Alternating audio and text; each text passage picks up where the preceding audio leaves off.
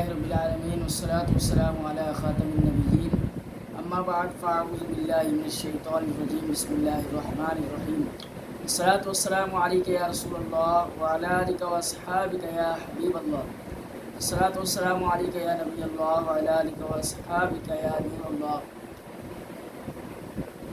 دو ذوالقعدۃ الحرام کا مہینہ شروع ہو چکا ہے۔ دو شب ذوالقعدۃ الحرام جاری ہے، جمعرات کا دن ہے۔ ذوالقعدۃ الحرام بھی ماہ مبارکہ میں سے ہے، جو 4 مقدس مہینے قرار دیے گئے ماہ حرام میں سے یہ بھی ہیں۔ درود پاک کی فضیلت اللہ پاک کے آخری نبی صلی اللہ علیہ وآلہ وسلم نے ارشاد فرمایا، جس نے مجھ پر جمعہ کی رات اور جمعہ کے دن 100 مرتبہ درود پاک پڑھا، اللہ پاک اس کی 100 حاجتیں پوری فرمائے گا، 70 آخرت کی اور 30 دنیا کی۔ صلو علی الحبیب صلی اللہ تعالی علی محمد۔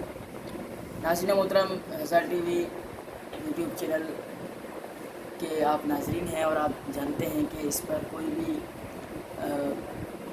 دینی کنٹینٹ کے علاوہ اور اسلامی کنٹینٹ کے علاوہ اور کوئی کنٹینٹ نہیں آتا، اچھی چیزیں اس میں ہم ڈالتے ہیں۔ آج کا موضوع ہے نماز کے بنیادی مسائل کے حوالے سے، کہ نماز سیکھنا بھی ہر مسلمان پر فرض ہے، کہ نماز سے ضروری مسائل جتنے بھی ہیں نماز کے متعلق، ان میں سے چند اور جو بنیادی مسائل ہیں وہ ہم عرض کرتے ہیں۔ نماز کے شروع کرنے سے پہلے جو چند بنیادی چیزیں ہیں آپ کو پتہ ہونی چاہیے کہ نماز کے فرائض بھی ہوتے ہیں، شرائط بھی ہوتی ہیں، یعنی شرط کے بغیر فرض پورا نہیں ہوتا۔ شرط فرض سے پہلے ہوتی ہے، شرط پوری ہوگی تو پھر فرض بھی ادا ہو جائیں گے۔ نماز کی 6 شرائط ہیں: طہارت ہے، ستر عورت ہے، استقبال قبلہ ہے، وقت ہے، نیت ہے اور تکبیر تحریمہ ہے۔ نماز کے 7 فرائض ہیں: تکبیر تحریمہ ہے، قیام ہے، قراءت ہے، رکوع ہے، سجود ہے، قعدہ اخیرہ ہے اور خروج بسمعہ، یعنی نماز مکمل کر دینے والا کام، جس سے نماز کو پورا کیا جا سکے، نماز سے نکلا جا سکے، وہ کام یہ فرائض میں سے ہیں۔ ان کو سیکھنا ہمارے پر فرض ہے۔ پھر اس کی پوری ایک تفصیل ہے جو کہ آپ کو نماز کے احکام میں اور بہار شریعت کی کتاب الطہارت میں آپ کو مل جائے گی۔ یہ ہم سب پر سیکھنا ضروری ہے۔ بنیادی چیزیں میں نے آپ کو یہاں عرض کر دی ہیں۔ دیکھیں، طہارت یعنی طہارت سے جو اصطلاحی معنی ہے طہارت کا، پاکیزہ رہنا، پاک کرنا جسم کو، یعنی جسم جگہ اور لباس کا پاک ہونا، یہ بنیادی طور پر یہ ضروری ہے نماز کے لیے۔ ستر عورت اسے کہتے ہیں کہ جسم کے حصے کو چھپانے کو کہتے ہیں، اور اصطلاح شرع میں اتنا لباس چھپانا کہ جسم چھپانا، یعنی جتنا چھپانا فرض ہے اتنا چھپانا ضروری ہے۔ نماز کے لیے بھی، یعنی مرد کے لیے ناف سے لے کر گھٹنے سے، تو یہ مطلب پورا حصہ چھپانا مطلب فرض ہے۔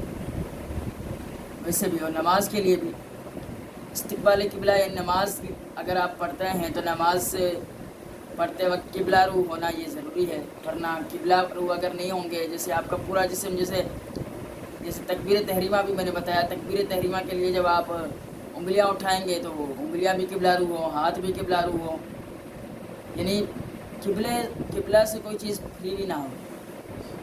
یہ ہے نماز کے مسائل میں سے۔ آگے چلتے ہیں وقت کے حوالے سے۔ نماز بغیر وقت کے نماز پڑھیں گے تو نماز نہیں ہوگی۔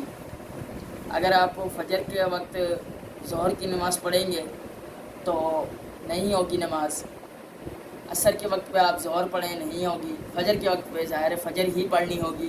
تو یہ اس لیے یہاں پر وقت کو بھی شمار کیا گیا، نیت کو بھی، کہ نیت بغیر نیت کے کوئی عمل خیر کا ثواب نہیں ملتا، اور نماز کے لیے نیت شرط ہے۔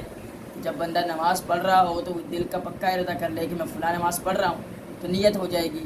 زبان سے کہہ لینا بہت اچھا ہے، نہ کہا تب بھی نیت دل کا ارادہ ہے۔ اور اس کے علاوہ ہے تکبیر تحریمہ۔ تکبیر تحریمہ یعنی نماز شروع کرنے کے لیے اللہ اکبر کہنا، یہ تکبیر تحریمہ ہے، اور یہ تکبیر اولیٰ بھی کہتے ہیں اس کو۔ تو یہ فرض ہے۔